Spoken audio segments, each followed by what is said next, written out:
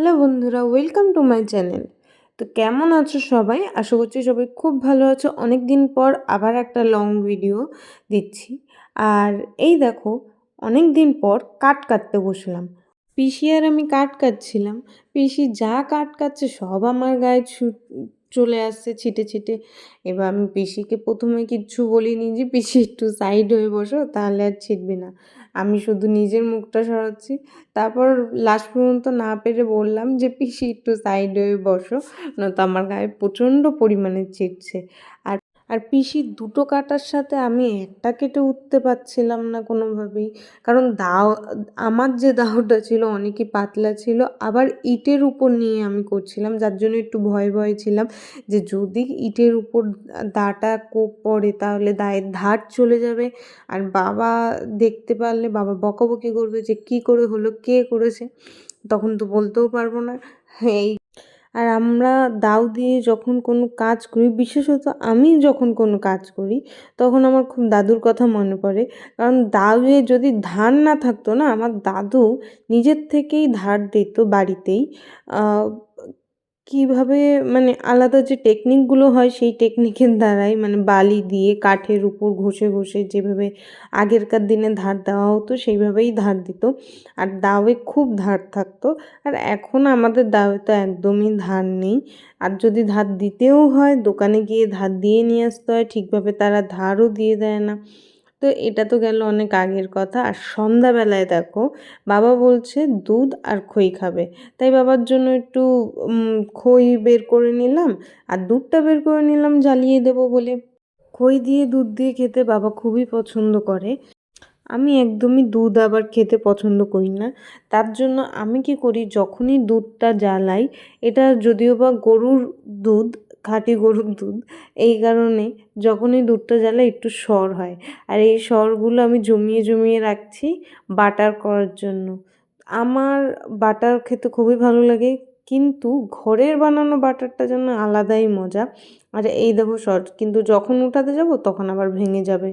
এটাই যা একটু অসুবিধা হয়। একবারে যদি উঠে যায় তাহলে তো কি ভালো হয়। কে কে আছো দুধের সর খেতে খুব পছন্দ করো? আমি একদমই পছন্দ করি না, আমার তো বমি চলে আসে।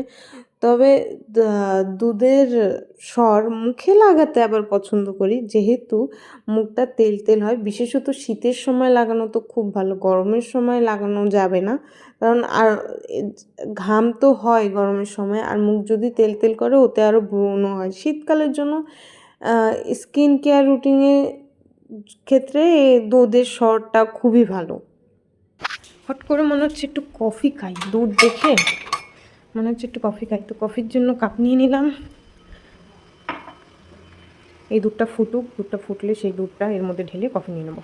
কিন্তু কোথাও কফি পাচ্ছি না এখন। কফি না পেলে তো কফি খাওয়ার যত ইচ্ছা থাকুক, সেই ইচ্ছাই থেকে যাবে। কোথাও তো দেখছি না, কফি ছিল না। সেই মা তো এখন বলছে গ্যাসের এখানেই দেখেছে, বাট হ্যাঁ পেয়েছি পেয়েছি পেয়েছি। চলো তাহলে কফি খাবো এখন। কফি আটকানোর টেকনিক দেখে নাও। সেফটি, এত বুদ্ধি নিয়ে যে কোথায় শুই, কিভাবে রাতে ঘুম হয় কে জানে।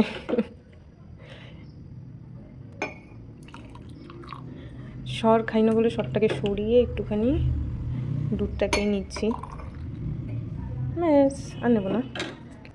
বাবার জন্য দুধটা নিই।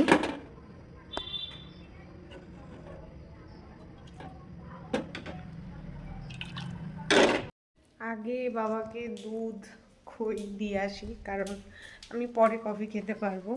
বাবাকে যদি এখন না দিয়ে আসি দেরি হয়ে যাবে।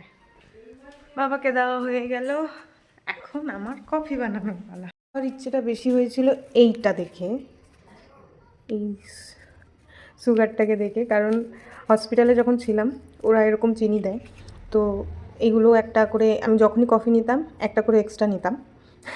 সেটা লাগুক বা না লাগুক সের জন্য। তো তার মধ্যে একটা ছিল, এটা দেখে আমার কফি খাওয়ার ইচ্ছা হলো। তো এই চিনিটাই দেবো, ঘরের চিনি দেবো না। এই হলো কফি, খুবই টেস্টি হয়েছে, খেয়ে দেখলাম। সব কিছু করার পর লাস্টে রাতে একটুখানি মেহেন্দি প্র্যাকটিস করি। মাঝে প্র্যাকটিস করতে একদমই ইচ্ছে হতো না, এখন একটু একটু প্র্যাকটিস করতে ভালো লাগছে ধীরে ধীরে, খুবই ভালো লাগছে, মানে হাতটাও অনেক স্পিড হচ্ছে। তবে এই ফেসটা আমার একদম পছন্দ হয়নি।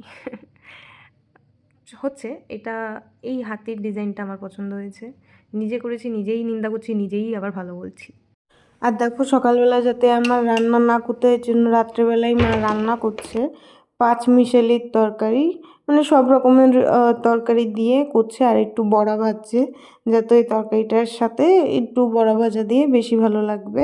তরকারিটা তো খুবই টেস্ট হয়েছিল। আর এরপরেই মা আবার বকফুলের বড়া করছিল, যেটা আমাদের গাছের বকফুল।